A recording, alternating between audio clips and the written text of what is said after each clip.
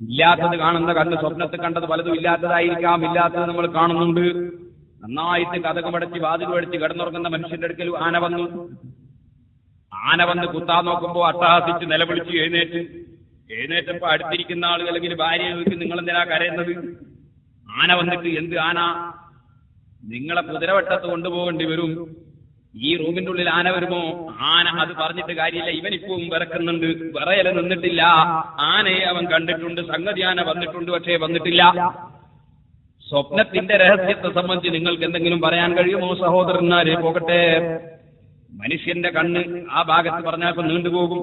ഇവിടെ എങ്ങനെ നിന്നിട്ട് നോക്കുമ്പോ അങ്ങ് പർവ്വതത്തിന്റെ മേലെ ആകാശം തൊട്ടതായി അല്ലെങ്കിൽ കാർമേഘം തൊട്ടതായി കാണുന്നു. അവിടെ ചെന്ന് നോക്കുമ്പോ അതിന്റെ അപ്പുറത്തെ മലന്റെ മേലെയാണ് തൊട്ടതെന്ന് മനസ്സിലാകുന്നു. അവിടെ ചെന്ന് നോക്കുമ്പോ അതിന്റെ അപ്പുറത്താണെന്ന് തിരിയുന്നു. അവിടെ ചെന്ന് നോക്കുമ്പോ അവിടെയുമല്ലെന്ന് മനസ്സിലാകുന്നു. എന്നാൽ ഇങ്ങനെ തുടങ്ങിയിട്ട് ലോകത്ത് എത്രയെത്ര കാര്യങ്ങൾ നമ്മുടെ കണ്ണിനെ വിശ്വസിച്ചുകൂടാത്ത കാര്യങ്ങളുണ്ട്.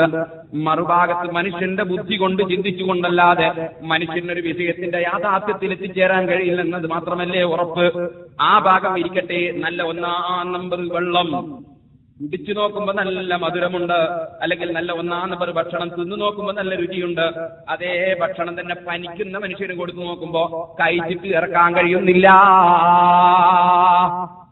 ഒരേ സാധനം തന്നെ ഒരാൾ എടുത്തു നോക്കുമ്പോൾ അത് തണുക്കുന്നു, വേറൊരാൾ എടുത്തു നോക്കുമ്പോൾ അത് കൊള്ളുന്നു.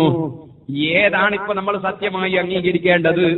ഞാനതിലേക്ക് കടക്കുന്നില്ല. മനുഷ്യന്റെ സൃഷ്ടിപ്പിനെ സംബന്ധിച്ചും ലോകത്തുള്ള സൃഷ്ടികളുടെ സൃഷ്ടിപ്പിനെ സംബന്ധിച്ചും നമുക്ക് ചിന്തിച്ചാൽ എത്ര പാഠം പഠിക്കാനുണ്ട്. ആ ഭാഗം ഇരിക്കട്ടെ. ബഹുമാനപ്പെട്ട അബുൽ ഖാസിം അൽ-മുസി റഹ്മത്തുള്ളാഹി അലൈഹി തങ്ങൾ കിടന്നു ഉറങ്ങിക്കൊണ്ടിരിക്കുമ്പോൾ കാണുന്ന സ്വപ്നം ഒരു സമ്മേളനമാണ്. അബുൽ ഖാസിം അൽ-മുസി റഹിമഹുല്ലാഹ് വല്ല സമ്മേളനത്തിന് ചെന്നു നോക്കി, എന്താണ് അവിടെ വിശേഷം? അപ്പോഴൊരാൾ ഇങ്ങനെ വിളിച്ചു പറയുന്നു, ഫീ ഹാദിഹിൽ ലൈലത്തി ഖുത്തിബൽ ഇമാം സയ്യിദ് യഹ്യ അൻ-നവാവി, ഇമാം നവവിയെ ഖുതുബായി തെരഞ്ഞെടുക്കപ്പെട്ട രാത്രിയാണിന്ന്.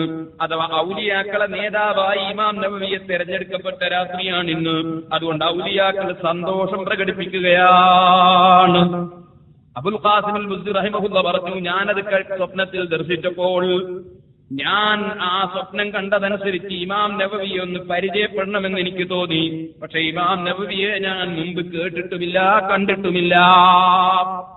ഞാൻ ഡമസ്കസ് പട്ടണത്തിൽ ഇറങ്ങിയിട്ട് ഇമാം നവവിയെ കുറിച്ച് അന്വേഷിച്ചു.